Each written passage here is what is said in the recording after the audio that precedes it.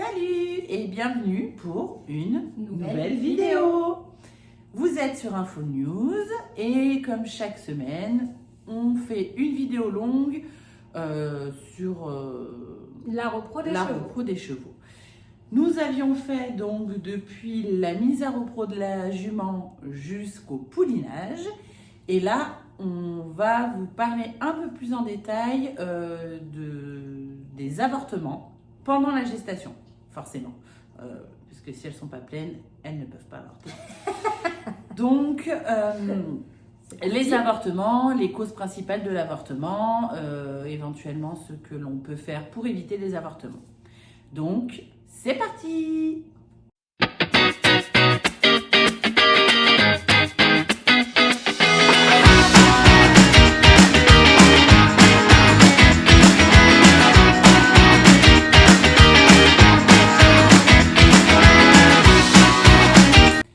Alors, les avortements, déjà, c'est quoi, docteur? Fatigue. Alors, on parle d'avortement quand il y a expulsion d'un fœtus avant le 300e jour de gestation, puisqu'on considère qu'avant 300 jours de gestation, de toute façon, le poulain ne serait pas viable. Et donc, c'est vraiment un avortement et pas une naissance prématurée.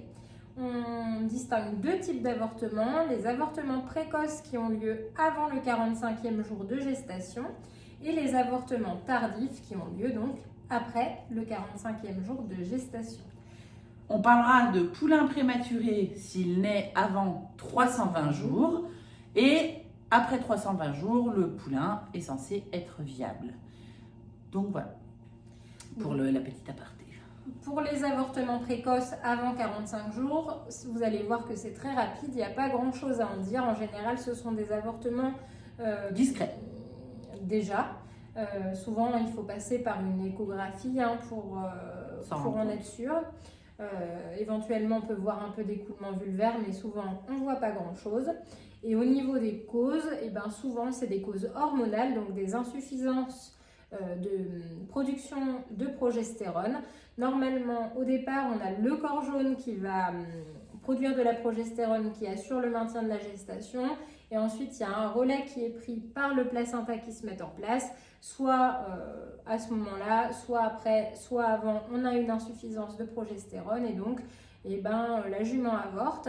Alors si c'est une fois, tout peut arriver, hein. Des fois on a des embryons qui sont pas viables pour x ou y raison, donc on panique pas. Par contre, si c'est répété, qu'à chaque fois la jument elle est pleine à 14-28 jours et qu'après elle coule, on peut supposer qu'il y a une insuffisance placentaire et dans ce cas-là, on va donner des hormones par voie orale tout au long de la gestation en général. Des hormones synthétiques, ouais. Ça s'appelle. Ouais. Plus précisément, dans ce cas-là, pour la progestérone, ce sera ce qu'on appelle du Régumat.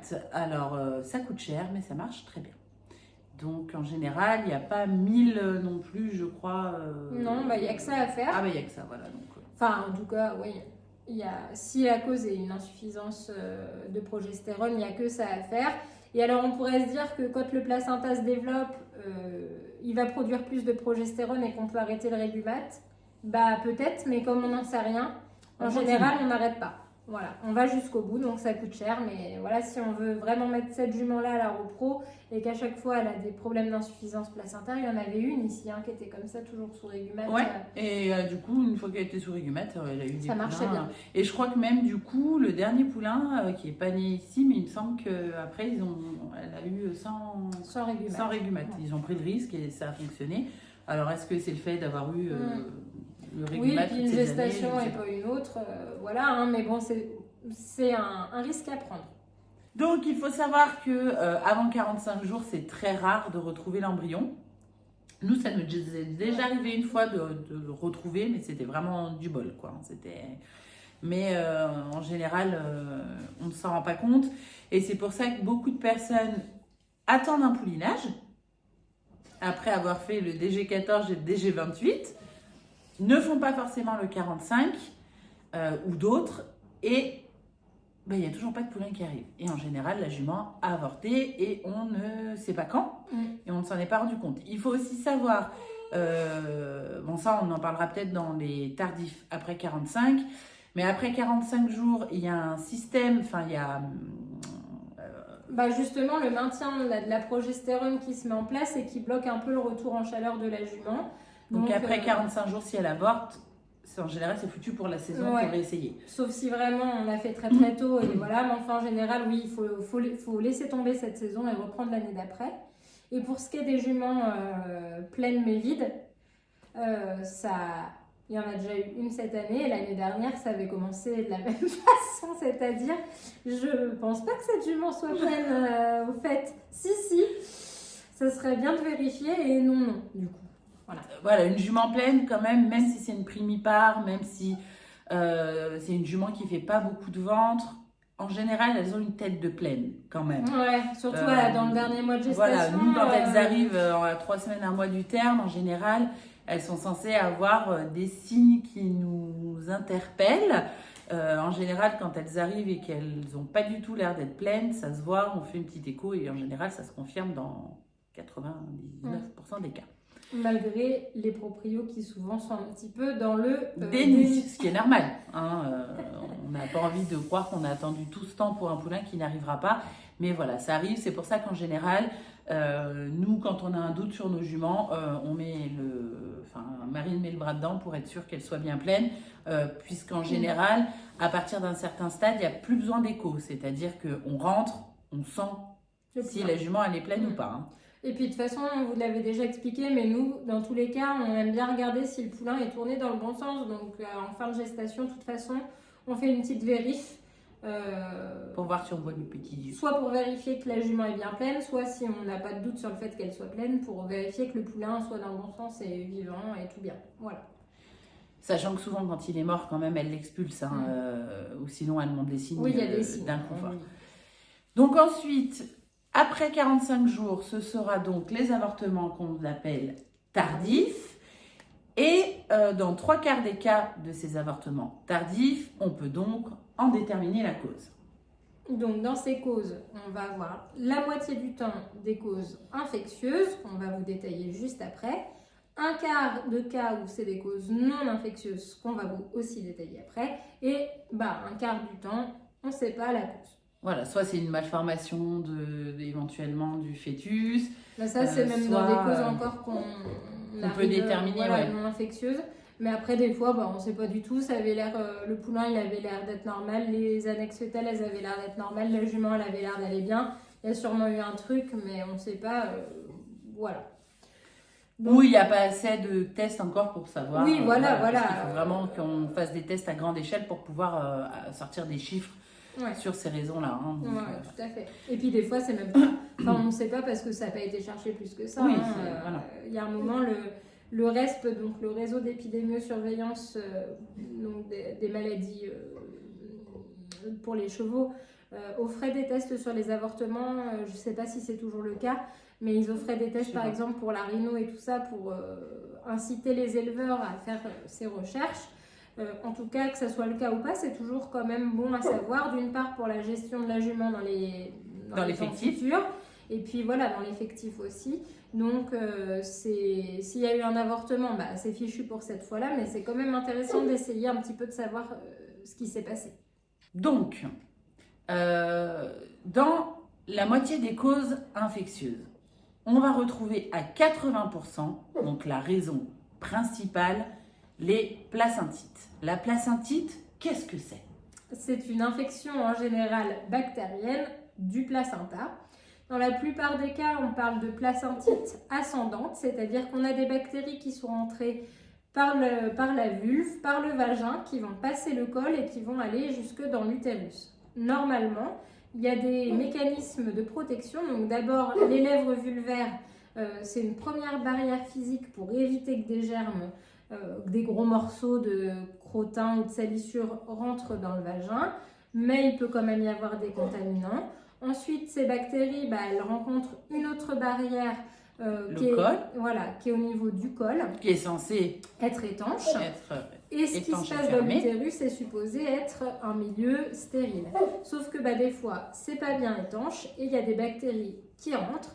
Et souvent, donc, cette infection va se propager depuis le col. Donc, quand on va examiner la délivrance d'une jument qui a avorté d'une placentite, on va avoir soit du pus, soit un placenta qui est vraiment anormal autour de ce qu'on appelle l'étoile cervicale, donc l'endroit où le placenta, autour du col, quoi, de l'endroit où il était en regard du col.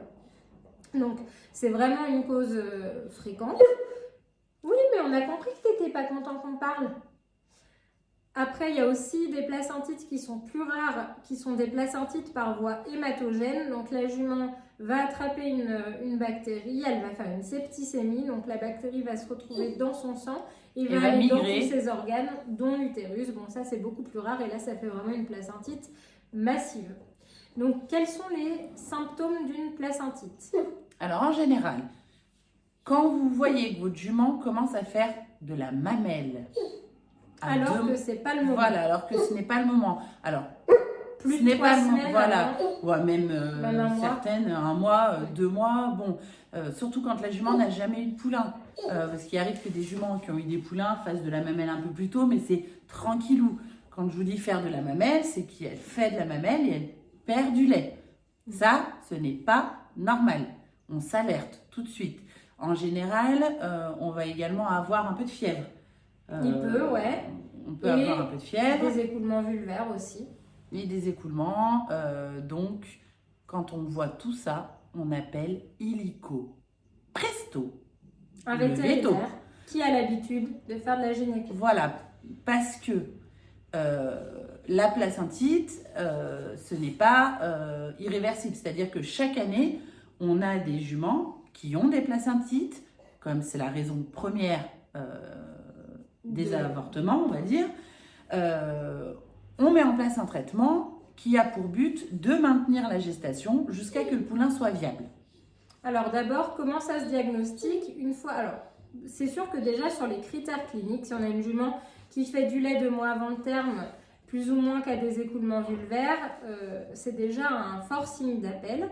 Dans les études qui ont été faites, on montre qu'en général, les propriétaires non professionnels vont plutôt remarquer des sécrétions mammaires, mais que si on est attentif, ça va être d'abord des écoulements vulvaires, d'où l'importance de vraiment regarder au quotidien qu'il n'y ait pas de choses à la vulve. Parce qu'évidemment, plus on le prend vite, et plus on a de chances d'enrayer le problème. Alors, les écoulements vulvaires, on ne va peut-être pas forcément les voir à la vulve, mais on va voir des écoulements, soit au niveau des cuisses qui ont coulé. Si on ne voit pas directement le liquide, les sécrétions sortir, ce qui peut arriver, mais au moins regarder qu'il n'y en ait pas eu en regardant ce qui coule sur les cuisses.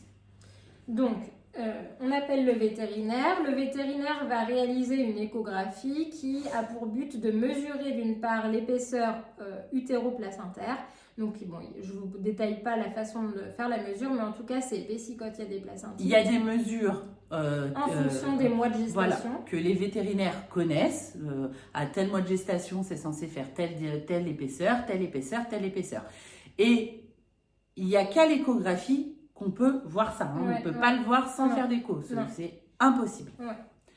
Et ensuite, le vétérinaire va regarder le liquide allantoïdien. Donc le liquide amniotique. Voilà, exactement. Donc normalement, à l'échographie, le liquide, il apparaît noir. On peut voir des espèces de petits granulés blanchâtres dedans.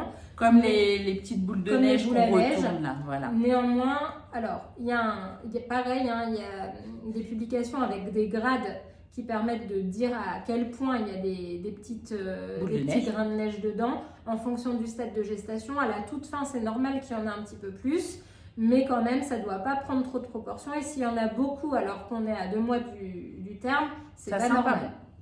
Donc, le traitement, ça sera à votre vétérinaire de décider exactement ce qu'il met en place. En général, on met en place un traitement antibiotique pour gérer l'infection bactérienne avec un antibiotique qui va bien diffuser jusque dans l'appareil reproducteur. On va mettre des anti-inflammatoires pour éviter les prostaglandines qui favorisent l'avortement. Et puis, on peut mettre éventuellement aussi du régumate pour aider la gestation à se maintenir. Voilà, ça c'est un truc un peu général, mais après, ça sera à votre vétérinaire de décider tout ça. Mais en tout cas, il faut agir. On ne laisse pas la nature faire en se disant que on surveille. Non, il faut faire quelque chose. Parce qu'en général, on se réveille un matin et il y a un avortement dans le pré. Et en plus, la jument aura avorté toute seule dans son pré sans être surveillée. Donc ça peut être aussi dramatique parce que ça peut mal se passer. Donc c'est quand même dommage de perdre tout le monde.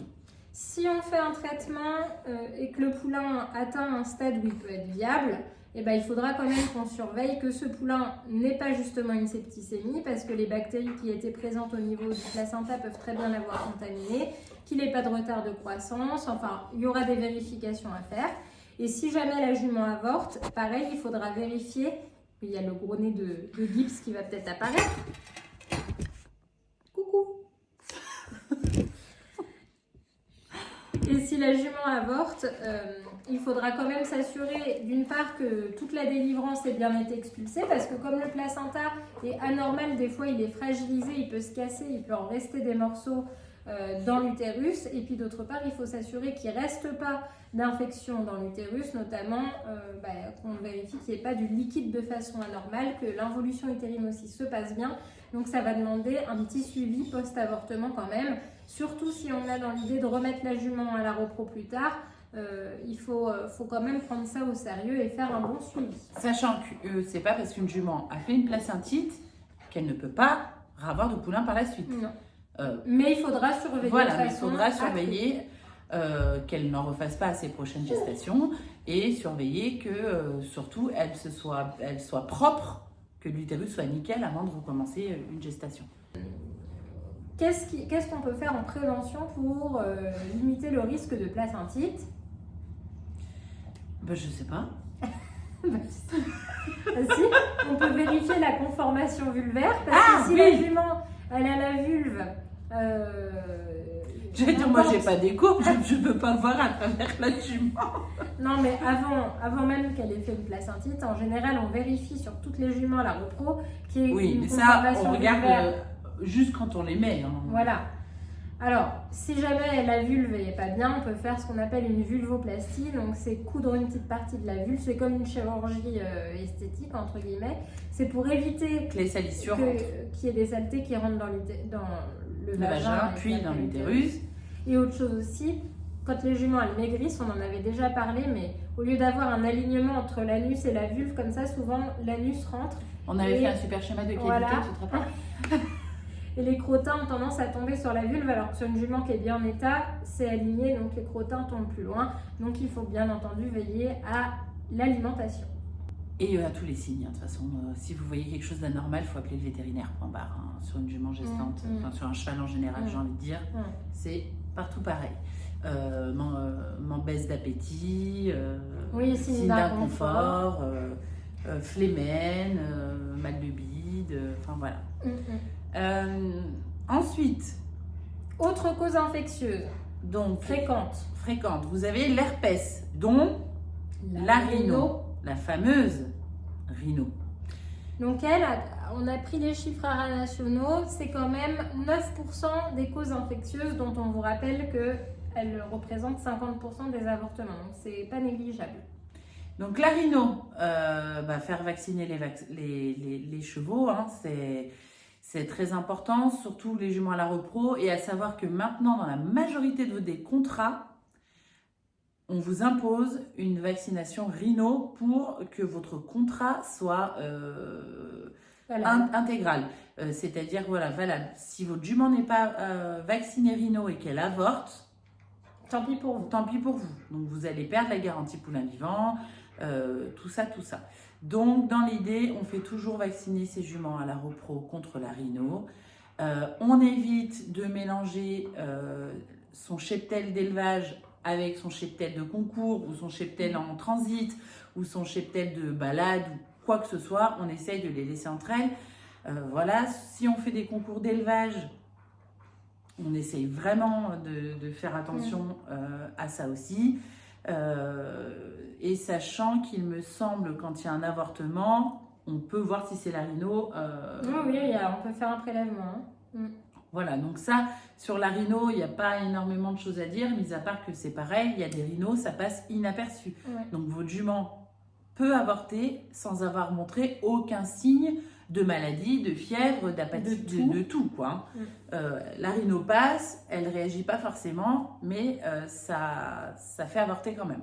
Petite anecdote, il y a un éleveur que je suivais qui avait 8 juments à la repro, pleine, dans son effectif d'élevage, qui n'a pas voulu vacciner contre la rhino pour économiser le coût du vaccin. Ce même éleveur organisait dans ses écuries des concours fréquents. Et des chevaux de concours ont été positionnés dans le paddock adjacent aux juments pleines. Et puis finalement, il y a eu 0 poulain parce que les 8 juments ont avorté. Et ça, voilà, c'est quand même dommage. Pour économiser 8 fois le prix d'un vaccin, on perd 8 poulains et 1 an sur 8 juments. À réfléchir. Voilà. Dernière chose pour les avortements infectieux, on a un petit % des cas où ça peut être des mycoses ou des agents infectieux qu'on n'identifie pas. Voilà. Donc ça, c'est beaucoup plus anecdotique, on n'a pas grand-chose à vous en dire. Donc vous aurez compris que les causes infectieuses, c'est la moitié des avortements. Dans la moitié de ces avortements, il y a 80% de placentite, 9% de rhino, et le reste un peu non identifié. Donc si on doit retenir une cause numéro 1 aux avortements tardifs chez les juments, et infectieux, ce sera la placentite. La placentite. Donc même quand on fait le cumul des infectieux et non infectieux, je crois que la placentite reste en number one. La cause number one. Donc ça c'est un peu voilà, la bête noire de l'élevage, mais on fait très attention à ça quand on est éleveur, on sait que c'est une des causes principales. Moi, j'en ai jamais eu sur mes juments, j'ai eu du bol, je crois que toi non plus. Non, moi non plus. Mais après, ça veut pas dire, et puis ça veut pas dire que ça ne peut pas arriver. C'est pas parce qu'une jument n'en a jamais fait qu'elle en fera pas, et ça veut pas dire que parce qu'une jument en a fait une fois qu'elle en fera tout le temps. Mais c'est vrai qu'en général, quand elles en ont fait, il y a plus de chances que ça se répète, il me semble. Bah oui, parce que souvent, c'est parce que le col n'est pas bien hermétique. En plus, elles peuvent rester quand même, malgré les lavages et les traitements antibiotiques, un petit peu porteuses de certaines bactéries qui sont plus résistantes et donc qui restent présentes dans le vagin. Autant on peut agir sur la vulve, mais on ne peut pas tellement agir sur l'étanchéité du col. On ne fait pas des cerclages comme chez la femme, par exemple. Donc, c'est vrai que certaines juments vont avoir tendance à toujours faire des placentites. Et dans ce cas-là, si elles en font plusieurs fois, la question se pose de les garder ou pas à la repro, quoi, à voir. Bon, en tout cas, si vous voulez en savoir plus sur le sujet, vous pouvez toujours lire ma thèse. Ah oui, qui est sur les placentites de la jument. Donc, voilà. La thèse, donc, vous cherchez... thèse placentite jument. Voilà, et vous tombez sur sa thèse. C'est ma thèse. Ça détaille tout sur 472 pages. Non, elle n'est pas si longue que ça, mais par contre, alors elle date il y a 10 ans, de quand j'ai passé ma thèse. Mais depuis, il y a peut-être des nouvelles choses qui ont été découvertes. Il y a peut-être des updates, mais en tout cas, à l'époque, c'était une revue bibliographique de tout ce qui était sorti sur le sujet, donc, et c'est en français. Donc voilà. C'est toujours intéressant pour ceux qui veulent en savoir plus. Donc maintenant, les causes non infectieuses, dont on vous rappelle qu'elles représentent à peu près un quart des cas d'avortement. Donc toujours pareil, basé sur les chiffres donnés par les haras nationaux, on retrouve en première cause la torsion de cordon ombilical dans 15% des cas. Donc ça, on en a déjà vu. L'année dernière, on a eu un avortement. D'ailleurs, on a fait l'autopsie qui nous a confirmé que c'était ça. Je ne sais pas si on peut la mettre sur YouTube, ça m'étonnerait. On pourra essayer, mais il faudra qu'on mette que ça pour qu'il n'y ait que ça de censuré si jamais. Ouais. Mais en tout cas, on a toute une autopsie réalisée à l'école vétérinaire qu'on remercie grandement pour ces travaux qui nous permet de comprendre un peu mieux certains cas. Et d'échanger avec des personnes compétentes et très calées sur le sujet. On a cette chance, ils sont à 10 minutes de chez nous et je vous avouerai que ça, c'est quand même assez fantastique. Donc, la torsion du cordon, c'est quoi en fait ? Comme son nom l'indique, c'est une torsion. Donc, en fait, c'est le poulain qui va, c'est la poche qui va faire des tours. Pourquoi ? On ne sait pas exactement. Peut y avoir aussi des cordons de longueur un petit peu différente et des fois quand il y a des cordons plus longs que la norme, ils ont un peu plus tendance à s'entortiller. Je pourrais pas vous expliquer le mécanisme exact. Ce qui est sûr, c'est que normalement le cordon assure les échanges entre le placenta, donc la mère et le poulain, entre l'utérus et le placenta et le poulain. Et si ce cordon est tordu, c'est un peu comme si vous avez un tuyau d'arrosage et que vous le tordez, ça ne coule plus. Donc, alors il y a un nombre de tours toléré. Je ne sais plus exactement, je crois que c'est 4. Alors ça, j'en sais rien. Je sais plus. Alors il y a un nombre de tours qui va être normal. Passé ce nombre de tours, les échanges ne sont plus. Si les échanges ne sont plus, le fœtus meurt puisqu'il n'est plus alimenté, ni en oxygène, ni en nutriments, ni en tout. Et il meurt. Et donc, c'est la mort de ce fœtus qui va provoquer l'avortement. Puisque comme il est mort, la jument va l'expulser. Donc ça, c'est con. On peut rien y faire. Mais on peut rien y faire. Il y a pas de... C'est comme ça. Il n'y a vraiment pas de raison. Et à l'autopsie, on le voit bien, puisqu'en général, on voit les cordon, tours, il est entortillé et puis il est on noir. On voit qu'il est nécrosé, démacié, tout ce qu'on veut, moche, quoi. Donc, si on vous mettra sûrement quand même des images, mais pas dans la vidéo. Encore une fois, on vous les mettra à part. Parce que si on vous met dans la vidéo des trucs d'autopsie ou de poulain, de fœtus et tout ça, c'est sûr que ça passera pas. Voilà. Donc ça, c'était la première cause. La deuxième cause d'avortement non infectieux, c'est des causes qu'on va appeler physiologiques. Donc il se passe quelque chose qui fait que le poulain n'est pas viable, que la gestation ne peut pas se conduire jusqu'au bout. Et parmi ces causes physiologiques, la première cause, dans 80% de ces cas physio, ça va être... Une malformation ? Des jumeaux. Ah, des jumeaux. Des jumeaux qui sont passés à la trappe. Et souvent, la jument va les avorter entre le 9 et le 10e mois de gestation. Donc pareil, ça, il faut être vigilant. Du coup, ils sont pas viables. Ouais, non, ils sont pas viables. Et puis alors, le problème, c'est que souvent, il n'y a pas beaucoup de signes avant-coureurs et que ça reste quand même un poulinage risqué parce que si les poulains sont emboîtés, s'il y en a un qui arrive par le siège, faut être là. Donc ça, c'est un peu difficile à détecter en avance. C'est pourquoi nous, on fait toujours, non pas une seule écho, mais plusieurs, une à 14, une à 28, une à 45. On vous a déjà expliqué, comme ça peut arriver à tout le monde, à tous les vétos de passer à côté d'un embryon. Je pense que personne ne vous dira que lui, il ne peut jamais en louper un, mais c'est sûr que si on répète les échos, alors là, normalement, on les voit quand même. Surtout quand après 28 jours, il y a quand même les battements cardiaques. Quand on se rend compte qu'il y a 2 poches et 2 cœurs. Voilà, et c'est pareil, chaque année, on a des gestations gémellaires. Ça ne nous est jamais arrivé de ne pas en avoir. Sur le nombre de juments, ça arrive toujours qu'on ait des gestations gémellaires. Donc, des gestations gémellaires qui n'ont pas été échographiées chez nous. Oui, aussi. Oui, tu veux dire oui. Non, chaque année, je vois ce que tu veux dire. Nous arrive, quand nous on insémine, on détecte des jumeaux. Chaque année, on en a. Et du coup, on fait ce qu'on appelle un squeezing, si on peut. C'est-à-dire que le vétérinaire écrase un embryon, mais ça se fait avec l'échographe. Oui, avec l'échographe. Je voulais dire sous échographie. Ouais. Avec l'échographe, et il arrive parfois qu'on ne puisse pas squeezer, ou qu'on essaye de squeezer, que ça ne marche pas. Ou que les deux partent. Ou qu'il n'y en ait aucun qui parte. Et dans ce cas-là, plusieurs choix s'offrent à la personne. Ils peuvent prendre le risque d'attendre qu'il y en ait un qui meure. On peut faire avorter la jument. Voilà, on peut faire avorter la jument.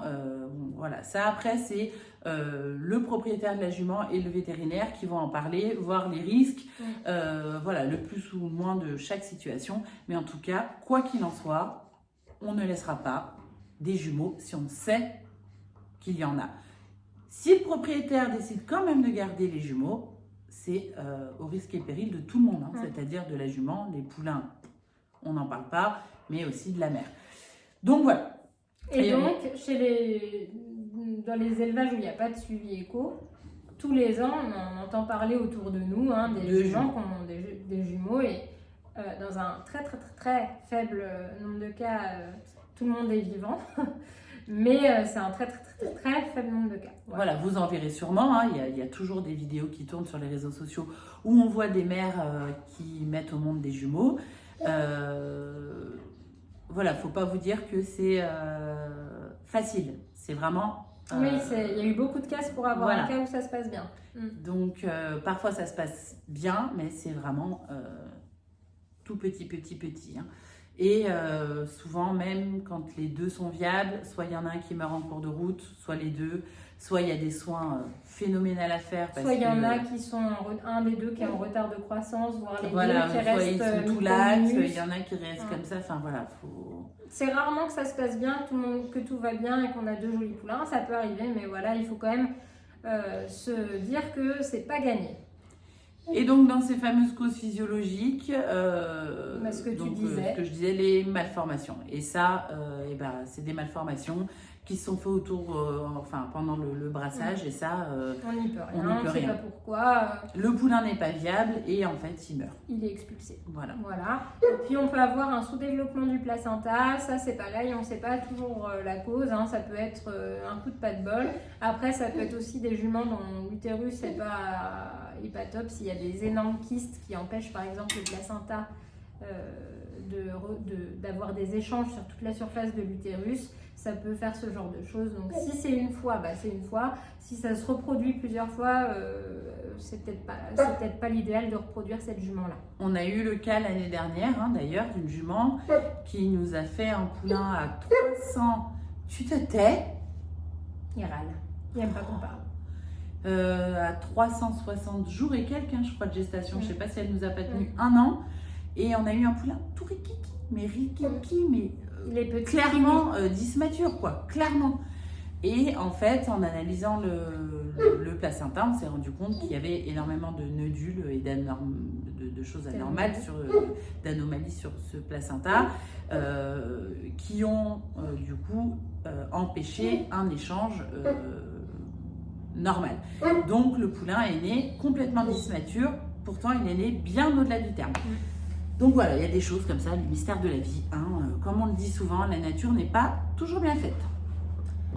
Voilà, alors ensuite dans les causes non infectieuses, il y en a quelques-unes autres. Les maladies générales, donc si votre jument chope une pyro, une lepto, la gourme, qui a une forte fièvre, alors là, c'est clair, le tétanos, tout ça.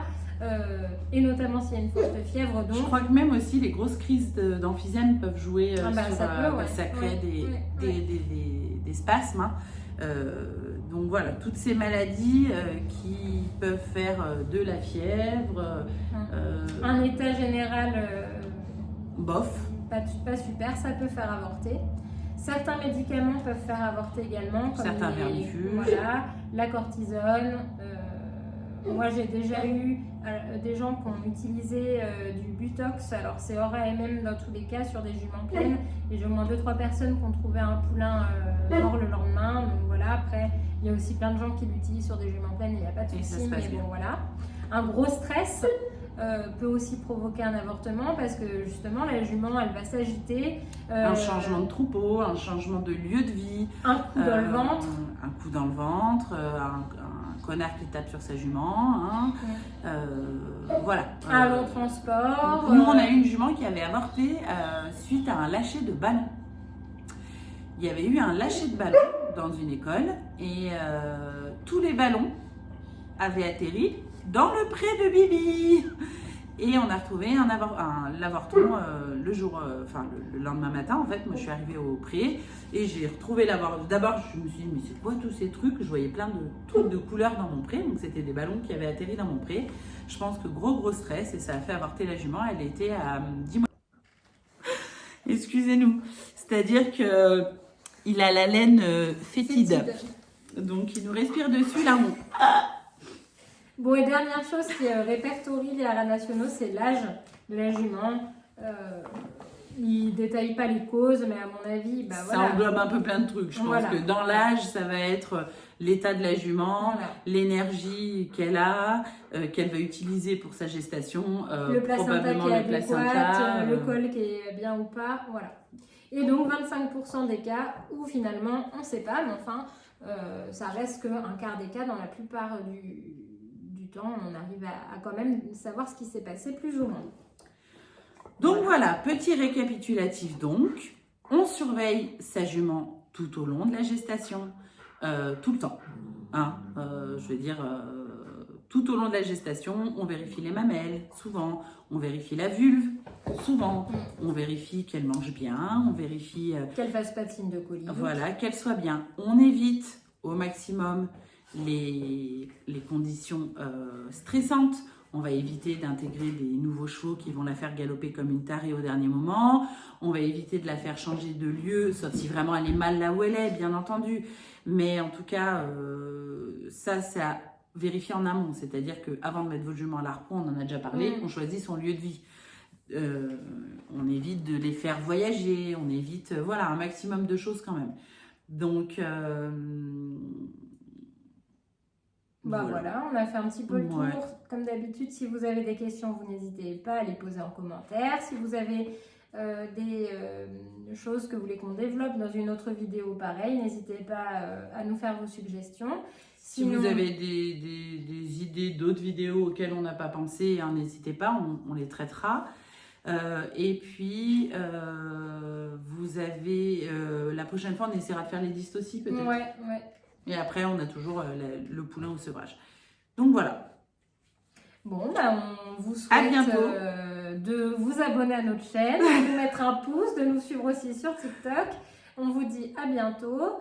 Et les sorties, c'est comme d'habitude le samedi matin à 7h, sachant que moi, je vais prendre une semaine de vacances, donc il y aura peut-être une semaine sans vidéo. Voilà. À bientôt, salut! À bientôt!